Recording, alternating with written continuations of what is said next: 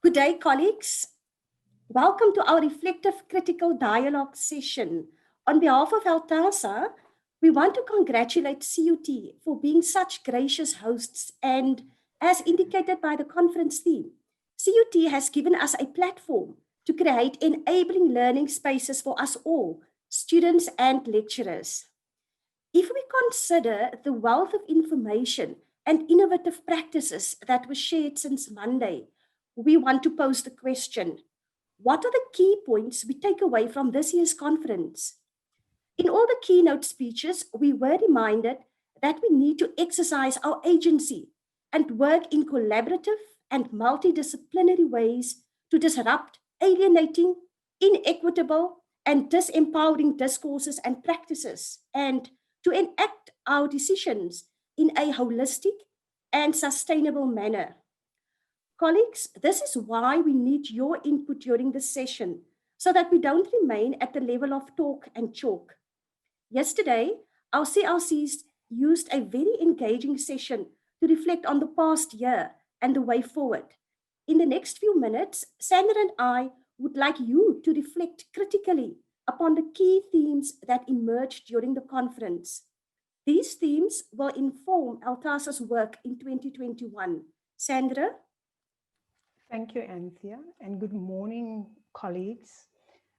During the last 2.5 days, about 90 engaging and insightful presentations and insightful interactive posters were delivered, engaging CLCs insights together with powerful keynote addresses.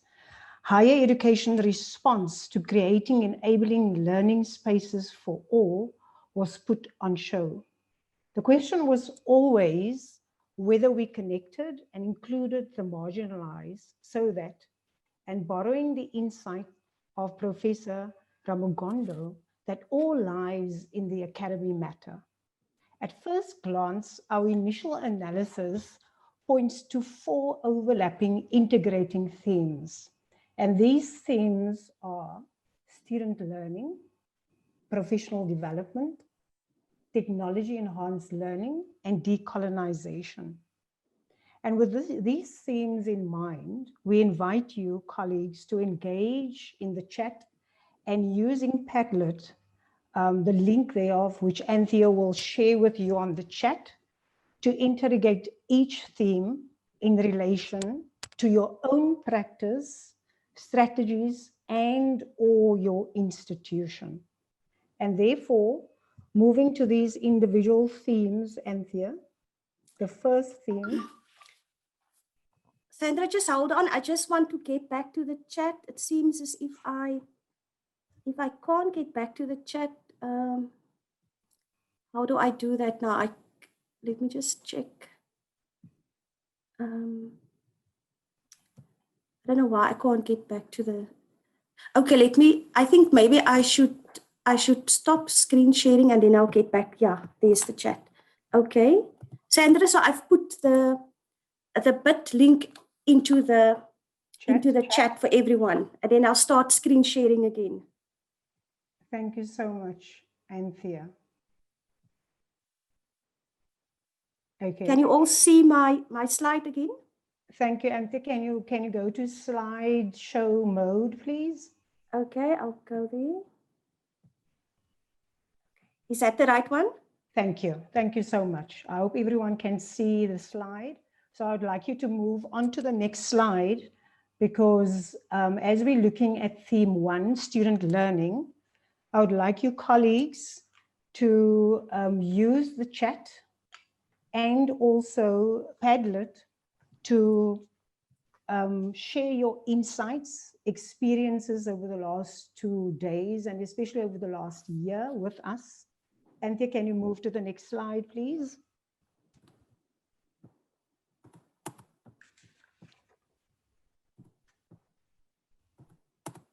I'm just waiting on my colleague, Anthea.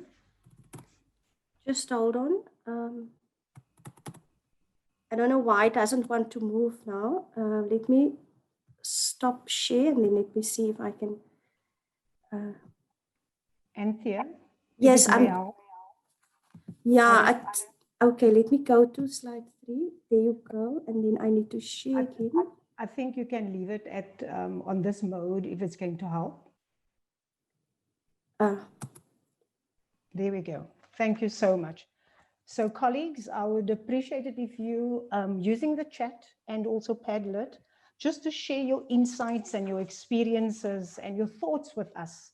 And the first theme is student learning. How did we use problem-based learning to empower our students so that they can go to our students for scaffolding student learning? The student support for independent and self-directed learning as we're preparing these students for the world of work and also hopefully for the rigorous postgraduate studies. What kind of collaborative teaching and initiatives did we engage in? Like, for example, collaboration between our AC developers and mainstream lecturers, our industry and our own practice, across faculties, across institutions. As far as service learning goes, especially in the instance of universities of technology, because of the shrinking economy and because of COVID-19, how were we able to embrace this and make it happen and be creative with all these limitations that we face this year? Anthea, I'm also just checking the chats. And Anthea, we see your point. Thank you very much for that. And we will appreciate it if you can add to the themes, should we have overlooked something, or if you have a burning issue regarding the themes and the way that we have packaged the themes.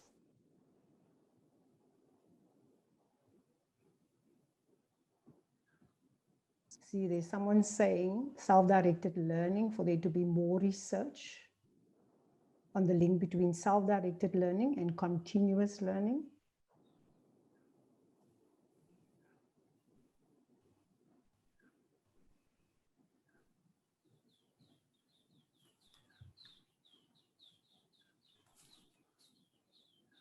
Sandra, do you want me to stay on theme 1? Slide 1, please, or theme Okay. 1. I just want to give people an opportunity to see and reflect and share their experiences and insights. I also want to look at the Padlet, but I can't see how to get out of the screen and then go to the Padlet without, stopping screen share. So I'm not sure. If anybody knows, just please put in the chat and just guide me on that. If I want to leave this this presentation still in screen share mode, but then go to Padlet as well to just check what people have written there. Show non-video. Zino, thank you very much for reminding us that what we do and our practices should be linked to the SDGs, and we will certainly take that forward. Anthea? Yeah? Zino had said that you need to click on Padlet to share. Oh, okay, but then it means I need to stop screen sharing this one, is it? Okay, you need to try minimizing your Zoom. Okay. Yeah, let me just exit full screen. But unfortunately, we've now lost the presentation. Okay. Let me go to Padlet.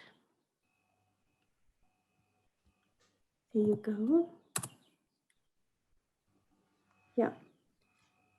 Okay. Yeah. Here we see some interesting comments, Sandra.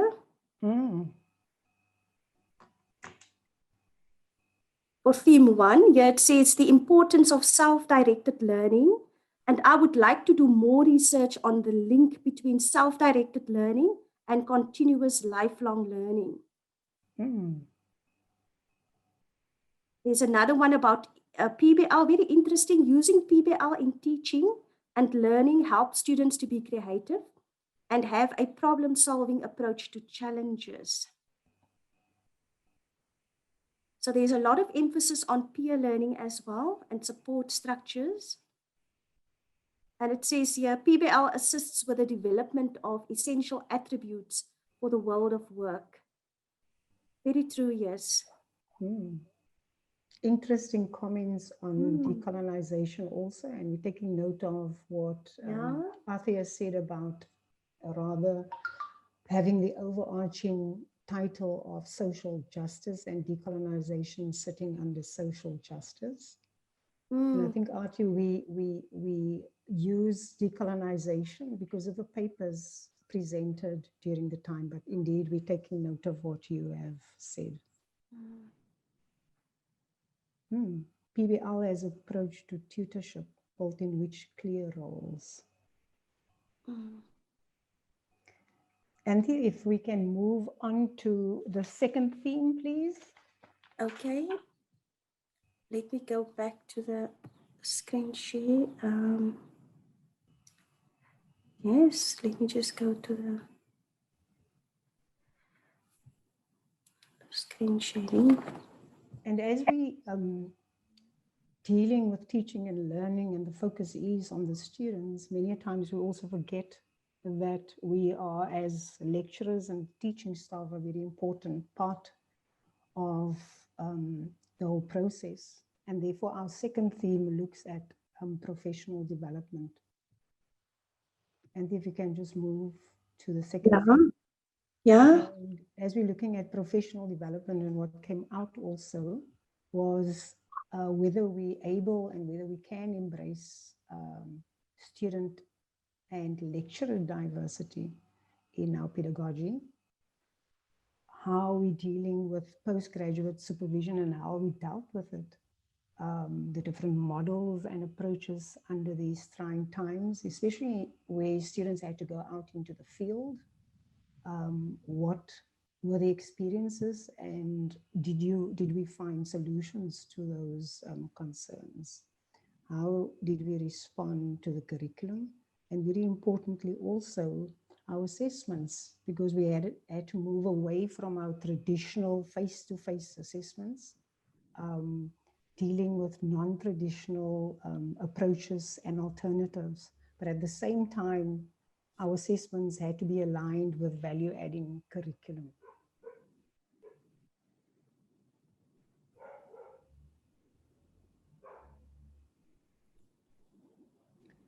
Anthea? Yes. Just requesting that you put the link to Padlet into the chat again, please. Okay, I'll do that now. Let me just go back. Stop screen sharing. Don't worry, Anthea, I'll do it. I'll do it. You keep sharing. Okay. I also want to see the chat. I'm hovering over here, but somehow I don't get back to the chat. Oh, there, I see it now. Okay, thanks, Leonery.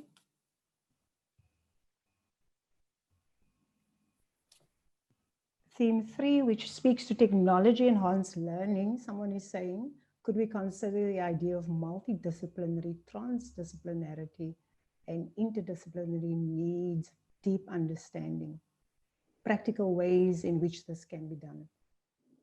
And I agree that we need to find practical ways to do what we are talking about.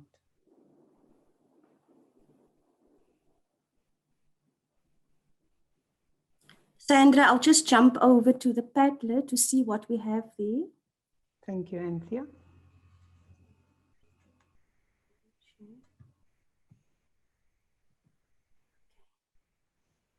Great stuff. And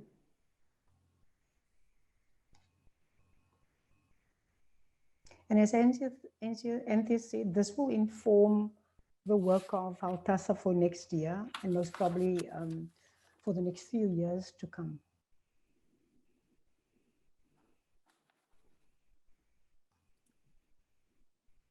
I see, Sandra, a very interesting quote from Myrtle.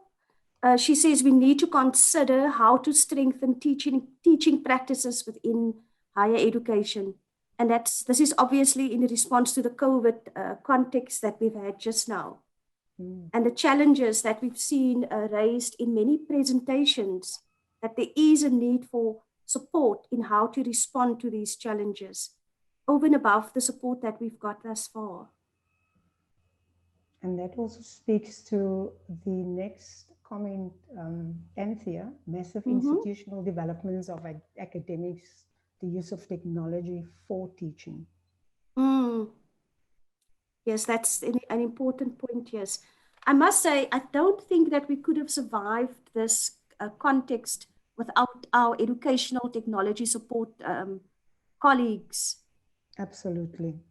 We are so much indebted to them for all their expertise and, just holding our hands through the process. And Anthea, in the chat, Blandina just said there, and this speaks to the diversity also, we need to consider differentiating and personalizing virtual teaching, I think also, and learning. Yes, definitely. Yes. In terms of professional development, Sandra, the last comment that I see here, it says teachers need to be taught how to teach. Yeah, very important. Anthea, theme 3, please. Okay. Let's just watch our time also. Okay. Yeah. So as far as theme 3 is concerned, whether we wanted to or not, but we're all faced with technology, and those of us who are not here yet are in trouble. And therefore, under the technology enhanced learning, what are the multimodal practices that we've experienced, that we should explore to respond to the needs of Generation Z? Are we preparing our students for the fourth industrial revolution, and how are we doing that? Do we know what it is and what it entails? And how to use structured coaching or mentoring. And I know at one presentation the issue was, is it coaching or mentoring? We cannot confuse the two because those are very different concepts through blended learning. What went well? What was not successful? Were we trained to create an enabling environment to teach with technology, using technology? Or did technology drive the process and we responded to the technology? Sandra, also go back to the Padlet just now so that people can see what colleagues have written. There's quite a few. Anthea. Do you see the Padlet, Sandra? Yes, absolutely. Thank you.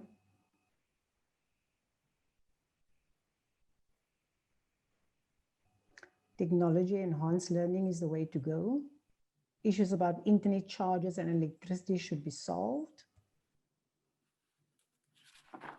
These are 4 overarching themes. And as we are saying, we should resolve issues of internet and electricity.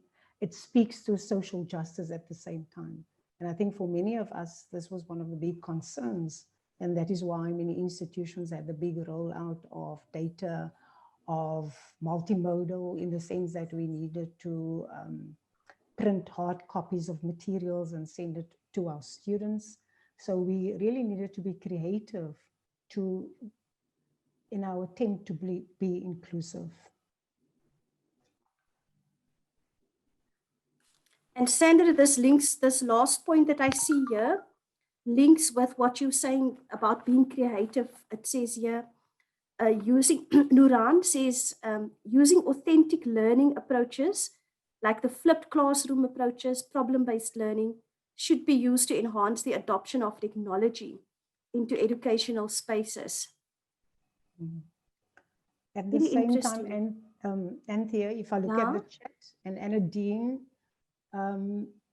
refers to the other side, whereby our focus is on the students, but when it comes to the privacy of the lecturer, she's saying that as we made WhatsApp available, and obviously in that we're making our personal telephone numbers available, our Generation Z students don't always know how to respect that and use the contact in a professional manner. Yes, that could be a really big concern, eh? Yeah, so it's that balance that we need to try and strike. And I know yesterday someone said that they bought a different SIM card just for the purpose of being in contact with his students. So it wasn't a private number that was used. Sandra, can we continue to ask colleagues to populate this Padlet, and then we move on to theme 4? Onto theme 4. We can certainly do that. Thank you, Anthea, for that. And when we look at theme 4, and notice taken of Arthur's concern that it should have been social justice and not necessarily decolonization. And as I said, decolonization was topics which were discussed during the conference. And maybe attention should be drawn to what was also said, the fact that we are highlighting decolonization doesn't mean that we're not looking at the broader picture of social justice, but the focus may just have to be on decolonization as a priority. And when we look at decolonization, questions asked, for example, in social justice, does it challenge your values and beliefs? How does it impact on our pedagogy? Have we started to think about our pedagogy and how we can include and embrace decolonization? Does it matter? Does it matter in our space? Sandra, I'm just putting, while colleagues are populating the Padlet and also the chat, I'm just putting the second link for our second Padlet, but colleagues don't have to go there now. I'm just putting it there so that it's easier for everybody to copy and paste. In case I don't share my screen in the proper way. Anthea, maybe you can share Padlet again. Okay, let me just go there, full screen. So as we're interrogating the last theme, the questions of how does it impact on our pedagogy? Does it matter? And I think at this stage, I also want you to, if we had not touched on any of your burning issues, to put it in the chat or to put it on Padlet.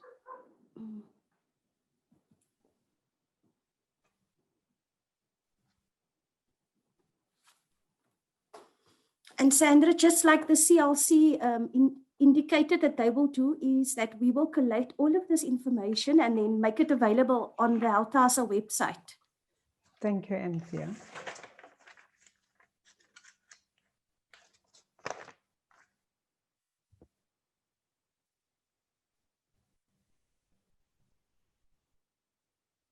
And I'm just reading the comments on Padlet, and someone who's teaching at Ghana University says that multilingualism is a new thing for me. I want to see how I can integrate it in my lectures. We have about 9 main languages and foreigners too from Africa and the rest of the world. And I think we all just accept that English is the language of instruction, and many times by doing that, we alienate our students.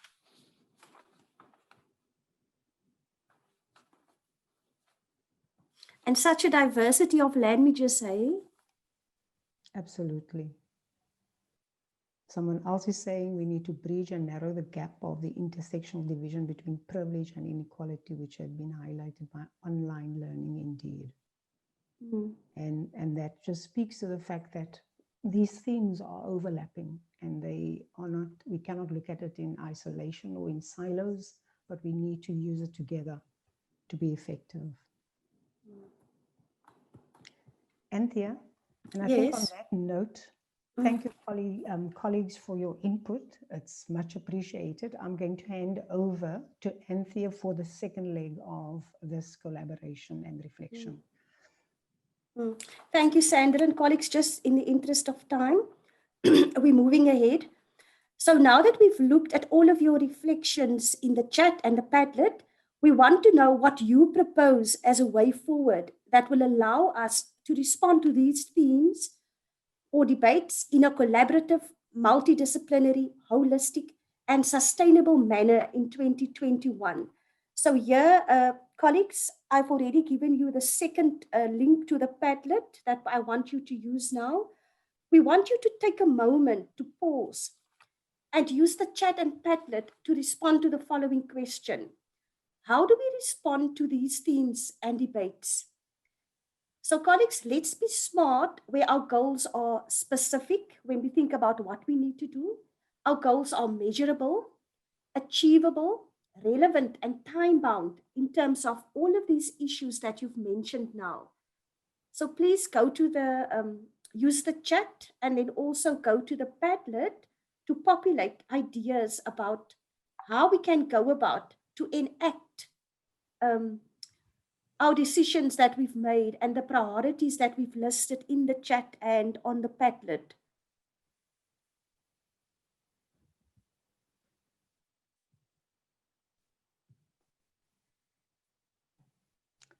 Someone is asking in the chat where the language policy framework is available and how she can access the language policy framework. Someone mentioned it in Padlet. Nuran, I think this was mentioned by one of our colleagues, one of the members at HELTASA. So if that member could maybe respond in the chat, because I know that the two of us didn't put any language policy framework up. So it would be good to share that, with Nuran, the person who put up the language policy framework.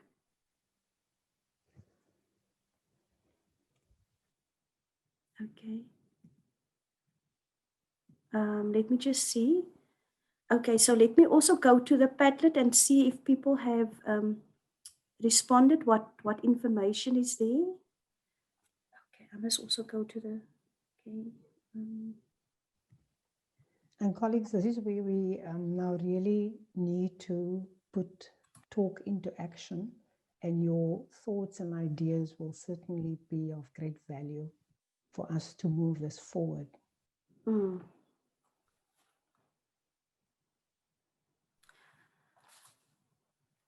So in terms of the 4 themes, there's decolonization, professional development, technology enhanced learning, and oh, I see somebody has written decolonization there. It should be student learning, eh? We said student learning. Okay. Professional development, technology enhanced learning, and also decolonization.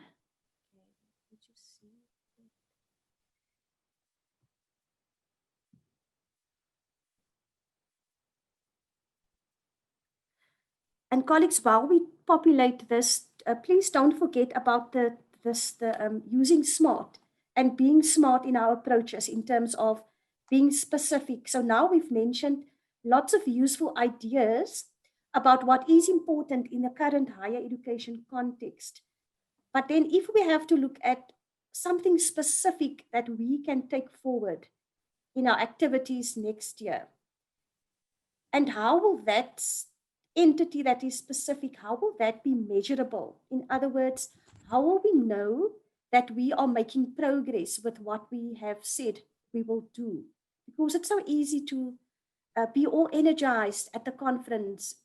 And then when we go back and we are inundated with work and other responsibilities, then we actually forget what we undertook to do. And then once we've implemented that, in terms of time, let's think about time also. How much time are we giving ourselves to realize these projects? Is it a year project? Could it be longer, a few months? Yesterday, we heard from the tutoring, mentoring, and SICLC that their book project took 2 years from conceptualization into having the hard copy at hand.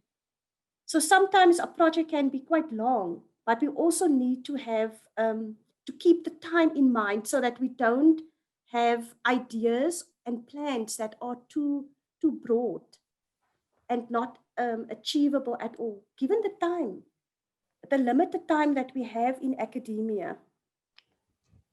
Anthea, Yes. I'm just weary of time. Okay. And I think as far as input is concerned, this ongoing dialogue, because we are going to make the link, the Padlet will be open, and therefore as people revisit and they reflect on, they can continue to populate, and that will be greatly appreciated. So Anthea, I think we need to wrap up, conclude the session. Yes, I think that's a good idea, and I'm so happy for all the good and useful comments that we've given, that were given. So, you know, lots of ideas that we can take forward. There's one from Anita where she says, what about a monthly newsletter showcasing great use of tech from 5 or so institutions, rotating, of course, maybe a short video and or PowerPoint interview with space for follow-up questions.